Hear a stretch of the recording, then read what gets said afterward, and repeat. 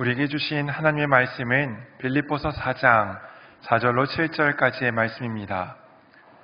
빌립보서 4장 4절로 7절까지의 말씀을 우리 함께 봉독하도록 하겠습니다.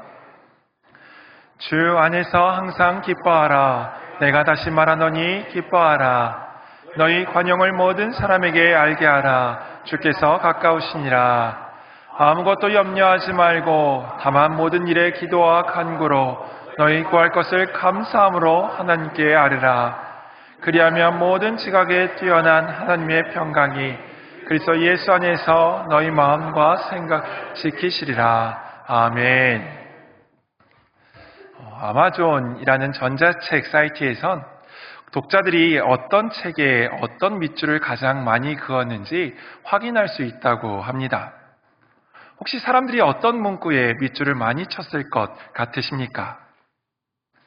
사람들이 밑줄을 많이 그었던 책 중에 하나가 성경인데 그 성경 중에 가장 밑줄이 많이 그은 구절은 아무것도 염려하지 말라라는 말씀이었습니다. 십자가에서 우리의 죄를 예수님께서 대속해 주셨다는 말씀보다 하나님께서 우리를 사랑하신다는 구절보다 성령께서 우리와 동행하신다는 말씀보다 더 많이 밑줄이 그어졌다는 것은 조금 신기하기도 합니다. 왜일까요? 사람들은 아무것도 염려하지 말라라는 구절에 가장 많이 밑줄을 그은 까닭은 무엇이겠습니까? 이 질문에 어떤 사람은 이렇게 대답합니다. 그건 너무 쉬운 질문인데요. 사람들은 아무 이유 없이 늘 걱정하기 때문이죠. 라고 말입니다. 실제로 염려로 인한 불안장애는 여성의 경우 정신건강을 위협하는 질환 1위라고 합니다. 남성의 경우는 알코올과 마약 중독에 이은 2위라고 하죠. 물론 문제 앞에서 누구나 두려움을 느낄 수 있습니다. 그러나 염려란 실제 폭풍이 아니라 폭풍이 반드시 올 것이라는 확신에 휘둘리는 것입니다. 만약에 이렇게 되면 어떡하지? 라는 질문의 연속인 거죠. 만약 거래가 성사되지 않으면 어떡하지? 만약 취직을 못하거나 결혼을 못하면 어떻게 하지? 만약 자녀의 앞날이 잘 풀리지 않으면 어떻게 해야지? 세상은 어느 때보다 발전했고 생활은 그 어느 때보다 편해졌는데 왜 우리의 염려는 점점 심해지는 것일까요? 오늘 우리가 읽은 빌립보서 말씀에는 우리보다 더 고되고 더 아픈 시간을 지나고 있는 한 인물이 등장합니다. 바로 사도 바울입니다. 지금으로부터 2000년 전으로 거슬러 올라가 보면 그는 60살쯤 되었을 겁니다. 지난 30년간 그리스도인으로 살면서 지중해 일대에 그의 발길이 닿지 않은 항구가 거의 없을 정도로 수천 킬로미터를 걸으며 여러 도시에서 전도했습니다. 게다가 39대의 매를 5번이나 맞았으며 한 번은 죽은 것으로 오인당하고 성 밖에 버려진 적도 있었습니다. 그는 동료들에게 버림받았고 파선과 폭풍우와 굶주림을 견뎌야만 했습니다. 그러니 그의 모습은 등은 굽었을 것이고 온몸은 지워지지 않는 상처투성이에다가 이곳저곳 고통의 흔적으로 굳어 있었을 겁니다. 심지어 바울은 로마 황제 앞에 열리는 재판을 앞두고 있었습니다.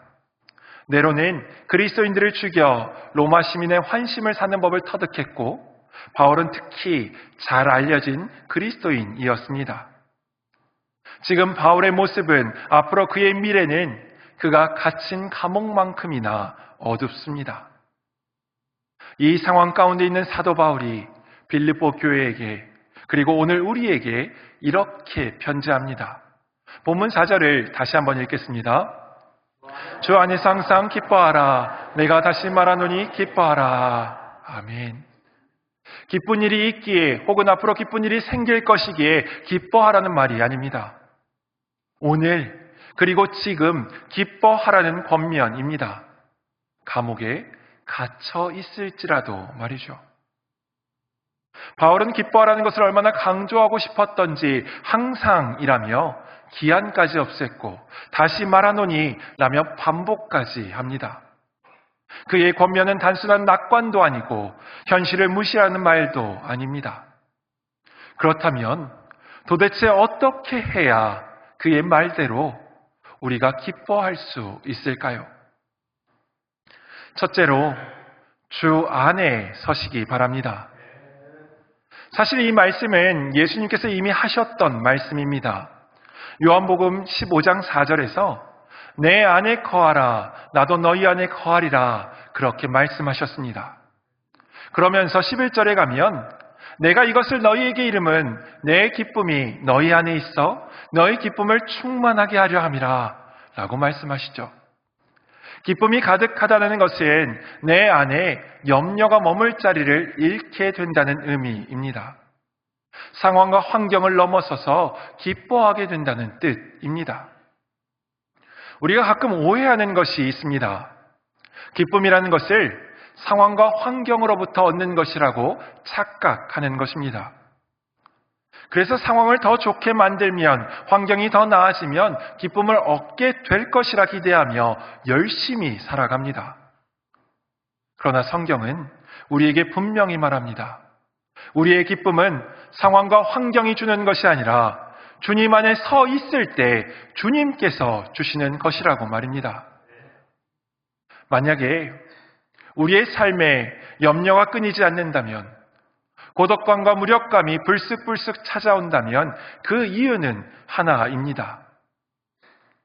우리가 주님 안에 거하지 못하기 때문입니다. 절대로 환경 때문도 아니고 시험이 커서 그런 것도 아니고 사람을 잘못 만나서 그런 것도 아닙니다. 예수님 안에 거하지 않으니까 기쁨이 충만할 수 없는 것입니다. 근데 바로 내 안에 거하라 나도 너희 안에 거하리라 라고 하신 이 말씀을 그대로 살아낸 사람이 바로 사도 바울이었습니다. 그래서 사도 바울은 주님 안에 서라고 권하고 있는 것이지요. 그는 자기가 기록한 편지에서 164번이나 주 안에서라는 표현을 사용합니다.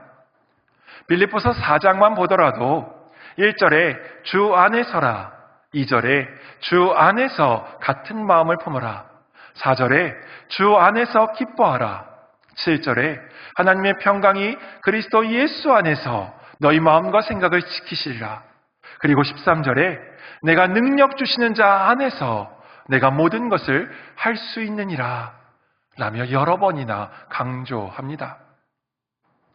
주 안에서라는 사도 바울의 표현은 단지 신학적인 개념이 아니라 삶으로 살아내는 실제적인 태도였습니다.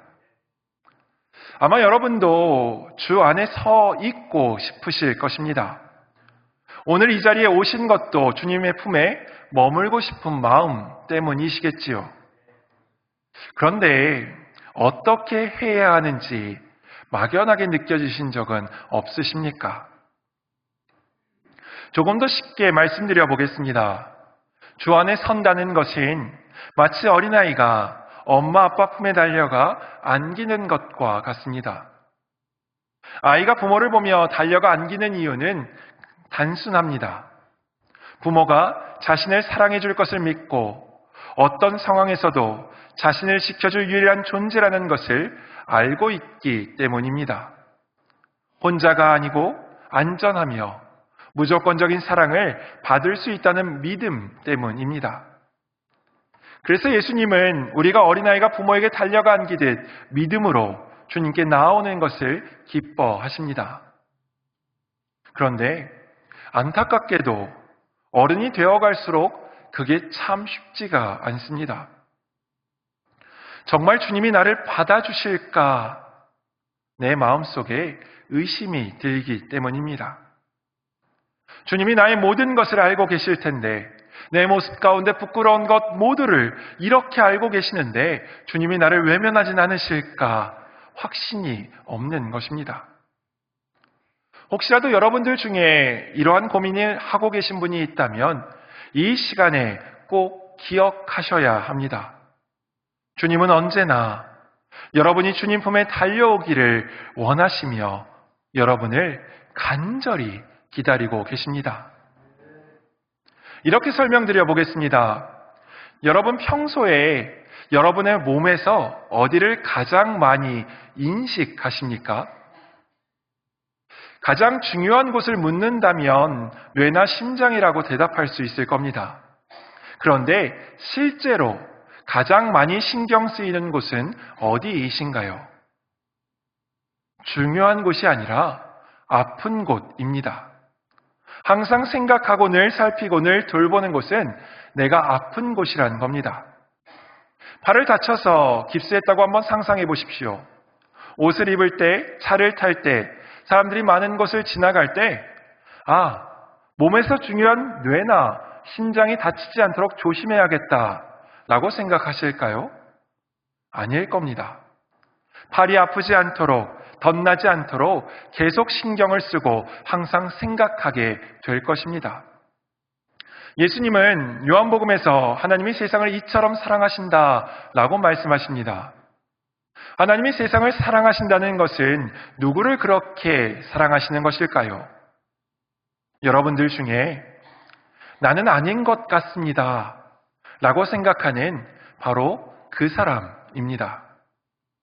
오늘 여기에 모인 여러분들 중에 하나님이 나는 절대 사랑하지 않으실 것 같아 라고 생각하는 분이 계시다면 그 사람을 하나님이 가장 사랑하십니다. 왜냐하면 하나님은 세상을 이처럼 사랑하셔서 독생자를 주셨기 때문입니다. 성경을 많이 읽고 기도 많이 하고 경건하게 살고 충성스럽게 봉사하고 그런 사람을 위해서 독생자가 이 땅에 오실 필요가 있었을까요? 독생자 예수 그리스도가 이 땅에 오신 것은 지옥에 갈 수밖에 없는 사람들을 위해 오신 것입니다. 그들을 구원할 수 있는 길은 예수 그리스도가 이 땅에 사람으로 오셔서 십자가에서 그 모든 죄를 대신 지시고 십자가에서 죽으셔야만 되기에 독생자가 오신 것입니다. 자, 그렇다면 하나님은 누구를 사랑하시는 것입니까? 지옥에 갈 수밖에 없는 나를 사랑하십니다. 여러분 중에 혹시라도 지금 나는 하나님이 나를 정말 더 이상은 나를 받아주시지 않으실 거야. 하나님이 나에 대해서 안 좋게 생각하실 거야 라고 생각하는 분이 계시다면 그것은 마귀가 여러분을 속이고 있는 것이지 하나님이 말씀하시는 것이 아닙니다. 이렇게까지 말씀드려도 여전히 믿기 어려우실 수도 있습니다. 하나님이 여러분을 사랑하신다는 100% 의심할 수 없는 증거가 있습니다. 바로 예수님께서 여러분 안에 거하시는 것입니다. 오늘 여러분이 예배의 자리에 오신 것, 영상으로라도 함께하고 계신 것, 여러분 안에 계신 주님이 아니라면 여러분이 지금 이처럼 주님 앞에 나오신 것을 설명할 길이 없습니다. 주님이 여러분 안에서 여러분을 이곳으로 인도해 주신 것입니다. 여기로 이끌어 주신 주님이 내 안에 계시다면 하나님이 나를 사랑하신다는 것을 어떻게 의심할 수 있겠습니까? 하나님이 나를 사랑하신다, 이것이 믿어질 때 우리는 어린아이가 부모 품에 달려가듯 주님의 품 안에 안기게 됩니다. 나는 말할 수 없는 실패자요, 도무지 변화되지 않는 사람이지만 그렇지만 주님은 여전히 나를 사랑하십니다. 이 확신이 우리를 진정한 기쁨으로 충만함으로 이끌어 줄 믿습니다. 여러분은 지금 이 순간에 믿음으로 주님, 제가 주님 안에 서기를 원합니다. 저를 안아주십시오. 라고 고백하시기만 하면 됩니다. 여러분이 정말 진심으로 고백하고 잠잠히 있기만 하면 염려와 불안, 근심 속에 눌려있던 여러분의 마음이 변화되기 시작할 것입니다. 주님이 여러분 안에서 여러분을 일으키시는 그 은혜의 역사를 경험하게 될 줄로 믿습니다. 사랑하는 초원의 교우 여러분, 기쁨을 회복하고 싶으십니까? 마음속 염려를 몰아내고 싶으십니까? 그렇다면 오늘 주님께로 나아가십시오. 어린아이가 아빠 엄마 품에 달려가 안기듯 그저 나를 사랑하시는 주님의 품에 안기기만 하십시오. 그 안에 기쁨이 있고 그 안에 참된 평안이 있으며 그 안에 우리가 그토록 갈망하던 안식이 있습니다. 오늘 이 시간 여러분 모두가 주님 안에 거함으로 염려는 떠나가고 기쁨으로 충만해지기를 진심으로 축복합니다. 둘째로 문제를 맡기고 감사로 기도하시기 바랍니다. 조금 현실적인 이야기인데요. 우리의 삶은 여전히 문제투성이고 시련은 우리를 쉽게 놓아주지 않습니다. 그래서 주님 안에 거하겠다는 말씀에 결단했음에도 아직 우리의 마음은 걱정으로 흔들릴 수도 있습니다. 그렇다면 우리는 이런 걱정의 문제들을 어떻게 주님께 맡겨야 할까요? 우리의 문제는 주님의 손에 올려드리고 나는 감사로 기도하는 것입니다. 누가복음 18장에 보면 예수님께서 불쌍한 과부와 불의한 재판장 비유를 통해 기도에 대해 말씀하셨던 적이 있습니다. 그 내용을 키워드로 간략하게 정리하면 부패한 공직자, 끈질긴 민원인, 마지못해 베푸는 자비, 연민이나 관심 따위는 찾아볼 수 없는 이야기입니다. 그렇다면 예수님께서는 이 이야기를 통해 기도에 관한 어떤 메시지를 전해주고 싶으셨던 것일까요? 하나님은 마지못해 자비를 베푸시는 재판장이고 우리는 불쌍한 과부일까요? 기도는 우리가 원하는 것을 들어주실 때까지, 우리가 바라는 것을 얻어낼 때까지 하나님을 성가시게 하는 것입니까? 아닙니다. 이 비유는 비교가 아니라 대조를 위한 이야기입니다. 누가복음 18장 6절로 7절의 말씀을 함께 읽어보겠습니다. 주께서 또 이르시되 불의한 재판장이 말한 것을 들으라. 하물며 하나님께서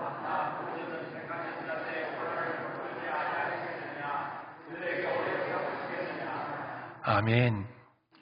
하나님은 마지못해 자비를 베푸는 재판장이 아니시고 우리는 불쌍한 과부가 아닙니다. 이 이야기에 나오는 과부는 사회적 서열이 가장 낮은 계층으로 부당한 일을 당해도 바로 잡아주기를 청할 데가 없었습니다. 그런데 저와 여러분은요, 왕이신 하나님의 자녀입니다. 언제든 담대히 하나님의 보좌 앞으로 나아갈 수 있는 사람들입니다. 하나님은 결코 우리를 막지 않으십니다. 잠시 기다리라거나 나중에 다시 오라고 하지도 않으십니다. 오히려 주님은 우리의 목소리 듣기를 좋아하시고 우리가 부르짖을 때 절대 외면하지 않으십니다. 그렇게 사도 바울은 아무것도 염려하지 말고 다만 모든 일에 기도와 간구로 너희 구할 것을 감사함으로 하나님께 아뢰라고 말씀하는 것입니다. 성공의 주교인 빌 프레이의 소망의 춤이란 책이 있습니다. 그는 이 책에서 기도를 대하는 우리의 모습을 이렇게 보여줍니다. 먼저 간략히 책의 내용을 말씀해 드리면 빌 프레이가 시골 농장에서 나무 그루터기를 파내려고 애쓰던 때를 회고하는 것입니다. 당시 그는 11살이었는데 그가 해야 할 일 중에 하나는 농가 벽난로와 작은 스토브에 지필 땔감을 모으는 것이었습니다. 근처 숲속에는 벌목을 하고 남은 소나무 그루터기가 많았는데 그는 이 그루터기를 파내서 작은 조각으로 쪼개 땔감을 마련했습니다. 이제 책의 일부를 읽어드리겠습니다. 하루는 집 근처 들판에서 커다란 나무 그루터기를 발견하고 그것을 파내려고 애를 썼다. 몇 시간 동안 말 그대로 밀고 당기고 했지만 뿌리가 깊고 커서 파지지 않았다. 계속해서 그루터기와 씨름하는데 퇴근에 돌아오시던 아버지가 나를 보고 다가오셨다. 뭐가 문제인지 알 것 같구나. 아버지의 말씀에 뭔데요? 라고 내가 여쭤봤다. 너는 너의 힘을 다 사용하고 있지 않아. 아버지가 대답하셨다. 나는 너무 화가 나서 내가 얼마나 열심히 오랫동안 일했는지를 말씀드렸다. 아니, 아버지가 말씀하셨다. 너는 내 힘을 다 쓰지 않고 있어. 내가 마음을 가라앉힌 후 무슨 뜻인지 묻자 아버지는 이렇게 대답하셨다. 너는 아직 내게 도움을 요청하지 않았잖니. 놀라운 사실은 우리가 그토록 쉽게 도움을 요청하지 않았던 그 아버지가 바로 온 세상을 다스리시는 왕이시란 사실입니다. 우리 도움 요청에 응답하실 하나님은 왕이십니다. 온 우주의 통치자시며 역사의 주관자이십니다. 하나님이 눈썹 하나만 까딱해도 무수한 천사들이 선회하며 절을 합니다. 지상의 모든 왕자는 하나님의 보좌에 비하면 발등상과 같고 지상의 모든 왕가는 하나님의 보좌에 비하면 종이장에 불과합니다. 그분의 뜻은 막을 수 없고 그분의 계획은 반드시 이루어집니다. 그러니 왕이신 하나님의 자녀답게 담대히 하나님의 보좌 앞으로 나아가시기 바랍니다.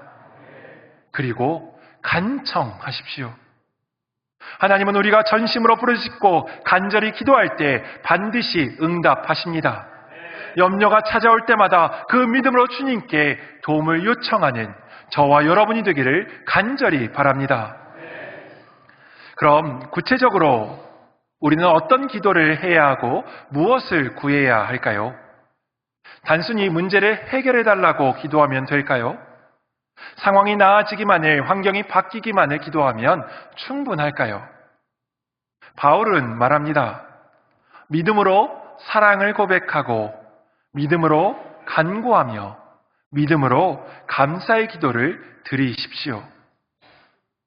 우리는 종종 기도의 목표를 문제 해결에만 둘 때가 있습니다. 하나님, 이 일만 해결되면 제가 정말 더 잘 믿겠습니다. 하나님, 이 상황만 지나갈 수 있도록 도와주시면 감사하겠습니다. 그러나 성경은 기도의 핵심을 그렇게 가르치지 않습니다. 기도는 하나님께 내미는 청구서가 아닙니다. 내가 이것이 필요하니 주십시오 라고 요구하는 것은 기도가 아닙니다. 기도는 사랑하는 분과의 대화입니다. 하나님을 향한 나의 믿음과 사랑, 신뢰를 고백하는 자리입니다. 그리고 그때 하나님은 우리 마음의 성령으로 당신의 사랑을 충만히 부어주십니다. 우리가 기도를 통해 얻을 수 있는 가장 크고 귀한 선물은 문제 해결이 아니라 하나님과의 깊은 교제입니다. 기도로 하나님께 더욱 가까이 나아갈 수 있을 때 우리는 모든 문제를 그분께 맡기게 됩니다. 하나님께 모든 염려를 맡겼을 때 우리의 걱정과 염려는 마치 밤하늘의 어둠이 아침 햇살에 물러가듯 두려움도 우리의 기도 앞에 힘을 잃게 됩니다. 하지만 그렇다고 해서 우리의 필요를 하나님께 말씀드리는 것이 잘못되었다는 뜻은 아닙니다. 하나님은 우리의 마음도 필요도 다 아시지만 우리가 그것을 솔직하게 고백하며 나아오길 원하시기 때문입니다. 성경 마가복음 10장 50절로 51절을 함께 읽어보겠습니다. 맹인이 겉옷을 내버리고 뛰어 일어나 예수께 나아오거늘 예수께서 말씀하여 이르시되 이르되 선생님이여 보기를 원하나이다. 아멘. 예수님께서 여리고라는 동네를 지나가실 때 맹인 바디메오는 그 소식을 듣고는 다윗의 자손 예수여 나를 불쌍히 여기소서 라며 부르짖었습니다. 예수님께서는 이 부르짖음을 듣고는 발걸음을 멈추시고 그를 부르셔서 이렇게 물으십니다. 내가 내게 무엇하여 주기를 원하느냐? 그런데 여러분, 질문이 조금 이상하지 않습니까? 예수님은 바디메오의 상태를 모르고 계셨을까요? 예수님은 정말 바디메오가 무엇을 원하는지 모르셨기에 묻고 계신 것입니까? 아닙니다. 예수님은 이미 바디메오가 무엇을 소망하는지 알고 계셨습니다. 그런데도 물으신 이유는 바디메오가 자신의 믿음을 가지고 입술로 구체적으로 간구하길 원하셨기 때문입니다. 이런 기도의 원리는 구약성경 에스겔에서도 가르쳐 주고 있습니다. 에스겔 36장의 말씀입니다. 주 여호와께서 이같이 말씀하셨느니라. 그래도 이스라엘 족속이 이같이 자기들에게 이루어 주기를 내게 구하여야 할지라. 아멘. 하나님은 이미 회복과 은혜를 이같이 이루어 주리라고 약속하셨지만 동시에 말씀하십니다. 그래도 내게 구하여야 하리라. 우리를 향한 하나님의 선하신 뜻은 이미 정해졌고 은혜도 준비되어 있습니다. 그러나 그 은혜는 믿음으로 구할 때, 기도로 나아갈 때 비로소 임하는 것입니다. 우리가 원하는 것을 하나님께 말씀드리는 것은 단지 인간적인 욕심 때문이 아니라 자녀로서 하나님을 신뢰하는 믿음의 표현입니다. 내 하나님은, 내가 믿는 하나님은 무엇이든지 행하실 수 있음을 믿기에 간구하는 것입니다. 이것이 바울이 말하는 기도의 본질입니다. 물론 여기서 우리가 잊지 말아야 할 중요한 사실이 하나 남아 있습니다. 바울은 단지 기도하라고만 말하지 않고 감사함으로 기도하라라고 강조했다는 사실입니다. 보통 우리는 어떤 일이 잘 풀릴 때 감사하고 기도가 응답받았을 때 하나님께 영광을 올려드립니다. 그런데 바울은 응답받기 전부터 먼저 감사하라고 가르칩니다. 왜냐하면 감사는 단순히 상황에 따른 감정적 반응이 아니라 하나님이 우리를 향한 선하신 뜻을 이미 준비하고 계시고 이루어 가신다는 믿음의 고백이기 때문입니다. 세상 사람들은 눈에 보이는 결과 앞에서만 감사하지만 성도는 보이지 않는 하나님의 약속을 신뢰하며 미리 감사하는 것입니다. 하나님께서 반드시 응답하실 뿐만 아니라 가장 복된 것으로 나의 삶을 채워주실 것을 확신하면서 말입니다. 이렇게 감사할 수 있는 힘은요, 예수님께로부터 시작됩니다. 예수님이 우리 안에 계시기 때문입니다. 우리는 종종 기도할 때 내가 가진 것, 나의 조건, 나의 한계에서 시작하기 쉽습니다. 그런데 성경은 예수 그리스도의 풍성함 안에서 기도를 시작하라고 가르쳐 줍니다. 내가 얼마나 부족한지를 따지기 전에 예수님이 얼마나 충만하신가를 기억하는 것입니다. 그래서 주머니에 남은 동전을 세기 전에 지금껏 우리를 도우신 예수님의 은혜를 먼저 헤아리고 장보를 펼치기 전에 마음을 열고 지금껏 우리를 지켜주신 주님을 바라보는 것입니다. 그러면 상황이 바뀌지 않아도 감사할 수 있습니다. 왜냐하면 예수님이 이미 나와 함께 하시고 내 삶을 책임지고 계심을 분명하게 깨닫기 때문입니다. 이 믿음이 있을 때 우리는 기도를 마치고 평안할 수 있습니다. 그래서 성경은 우리에게 이렇게 말합니다. 함께 읽습니다. 너희 염려를 다 주께 맡기라. 이는 그가 너희를 돌보심이라. 아멘. 초원의 교우 여러분, 우리는 염려와 근심을 붙들고 살 수도 있지만 기도 가운데 주님의 사랑을 붙들고 살 수도 있습니다. 불행의 구렁텅이에서 살 수도 있지만 하나님의 섭리를 기대함으로 살 수도 있습니다. 고통스러운 삶에 굴복할 수도 있지만 하나님의 완벽하신 계획에 감사하며 살 수도 있습니다. 그러니 어떤 상황 속에서도 담대히 하나님의 보좌 앞으로 나아가십시오. 그리고 기도하시기 바랍니다. 우리가 기도할 때 하나님은 반드시 우리의 염려를 해결해 주실 것입니다. 하나님은 기도에 즉시 응답해 주시겠지만 어쩌면 때론 우리의 인내심을 시험할 만큼 아주 오랫동안 기다리게 하실 수도 있습니다. 그러나 이것만큼은 확실합니다.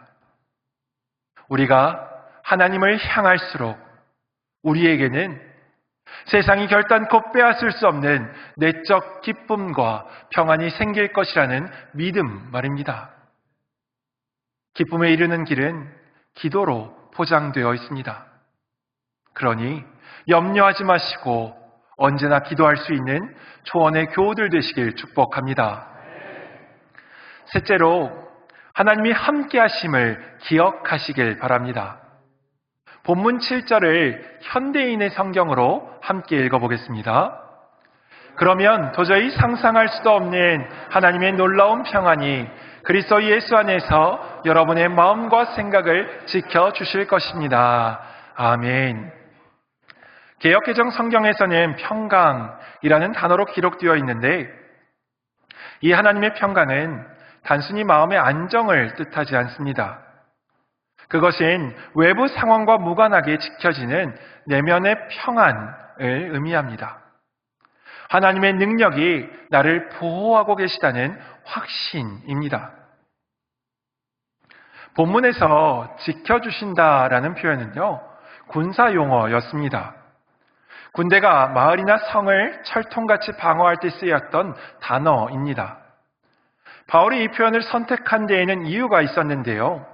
당시 빌립보 주변에는 트라케라는 민족이 그들을 공격하려는 위협을 끊임없이 가져왔었습니다. 그런데 빌립보 사람들은요, 그들을 두려워하지 않았습니다. 왜냐하면 로마의 식민지였던 빌립보에는 로마 군대가 도시를 철통같이 지키고 있었기 때문입니다. 지금 바울은 이렇게 말하고 있는 겁니다.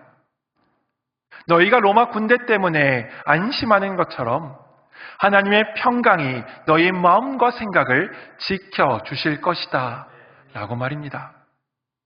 하나님이 우리 안에 일하심으로 우리 마음과 생각이 지켜지는 것입니다. 염려와 두려움이 우리를 둘러싸도 하나님의 평강이 그 모든 것을 뚫어내고 우리를 지켜주실 것입니다. 우리가 잘 알고 있는 이사야 선지자도 두려움 가운데에서 하나님의 임재를 경험했던 인물이었습니다. 이사야 선지자가 활동하던 시기에 유다 왕국은 우시야라는 왕이 다스리고 있었습니다. 우시야 왕은 결코 완벽하지는 않았지만 적어도 적의 침략으로부터는 안전했습니다. 무려 52년 동안 말입니다. 그러나 우시야 왕이 죽자 백성들은 혼란과 두려움에 빠졌습니다. 나라는 흔들리고 미래는 불투명했고 보호자는 사라진 것만 같았습니다. 그때 하나님은 이사야에게 환상을 보여주십니다. 이사야 6장 1절로 3절입니다. 우시야 왕이 죽던 해에 내가 본즉 주께서 높이 들린 보좌에 앉으셨는데 그의 옷자락은 성전에 가득하였고 스랍들이 모시고 섰는데 각기 6날개가 있어 그 둘로는 자기 얼굴을 가리었고 그 둘로는 자기의 팔을 가리었고 그 둘로는 날며 서로 불러 이르되 거룩하다 거룩하다 거룩하다 만군의 여호와여 그의 영광이 온 땅에 충만하도다 하더라. 아멘. 우시야의 왕자는 비었지만 하나님의 보좌는 여전히 높이 들려 있었습니다. 통치자의 죽음으로 흔들리던 시대에 하나님의 다스림은 조금도 흔들리지 않았습니다. 하나님은 그때나 지금이나 보좌에 앉아 계시며 끊임없이 경배받기에 합당하신 분이십니다. 하나님은 문제를 제거하심으로써가 아니라 하나님의 권능과 임재를 드러내심으로써 여전히 당신이 이스라엘과 함께하고 있다는 사실을 보여주심으로써 이사야의 두려움을 진정시키셨습니다.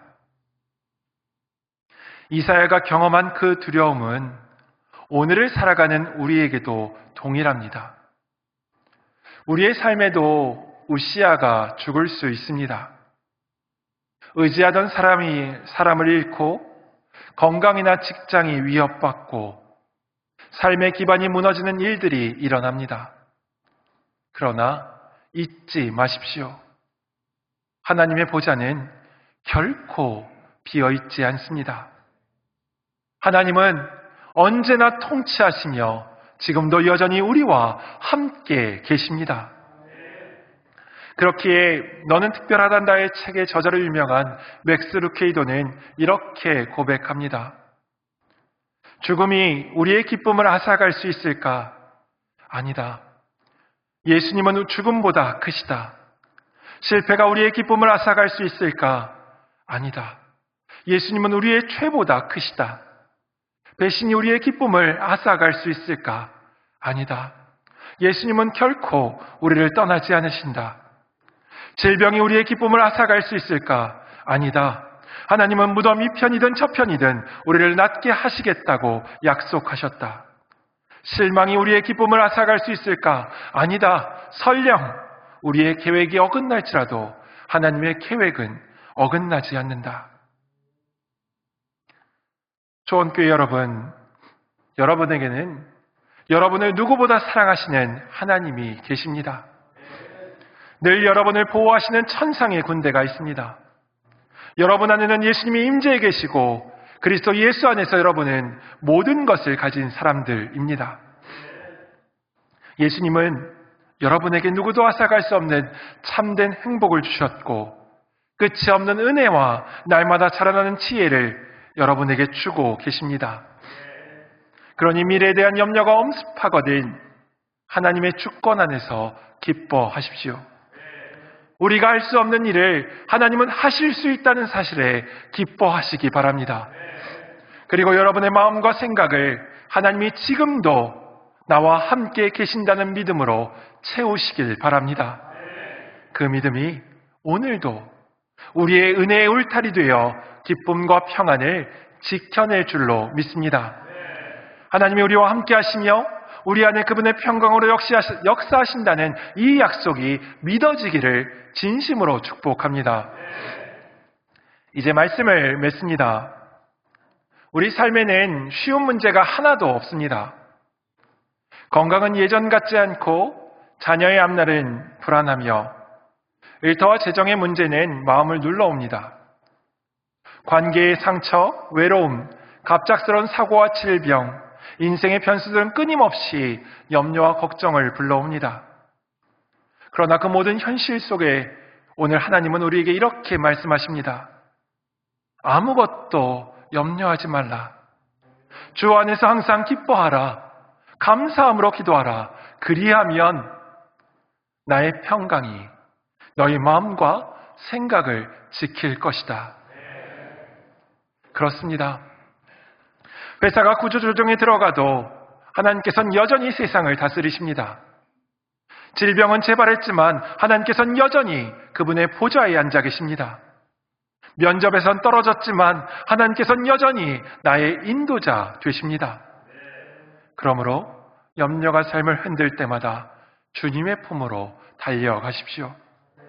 그리고 불안을 내려놓고 기도하십시오. 슬픔 대신 감사를 선택하고 두려움 대신 주님의 함께하심을 기억하시길 바랍니다. 주님은 오늘도 여러분의 이름을 부르십니다. 주님 안에 거하는 자에게 주님은 넘치는 기쁨을 허락해 주십니다. 이번 한 주 염려는 주님께 맡기고 기쁨을 주님 안에서 누리는 삶 되기를 예수님의 이름으로 축원합니다. 기도하겠습니다. 하나님, 주님과 함께하면서도 여전히 염려하며 불안해하는 우리에게 염려하지 말라는 주님의 음성을 들려주심에 감사드립니다. 주님의 사랑이 우리의 삶에 충만하게 임하게 하여 주시고 우리가 어떤 상황 속에서도 염려하지 않고 주님 안에서 기쁨을 누리며 살아갈 수 있도록 도와주시옵소서. 우리가 직면한 모든 문제와 시련 속에서도 주님의 인도하심을 신뢰하며 기도와 감사로 나아갈 힘을 부어주시옵소서. 특별히 오늘 이 자리에 주님을 사모하여 모인 성도님들 한 사람 한 사람을 기억하여 주시고 그들의 삶을 주님의 평강으로 지켜주시옵소서. 주님이 채우실 참된 평안의 삶을 기대하며 감사드리며 우리를 여전히 사랑하시는 예수 그리스도의 이름으로 기도드립니다. 아멘.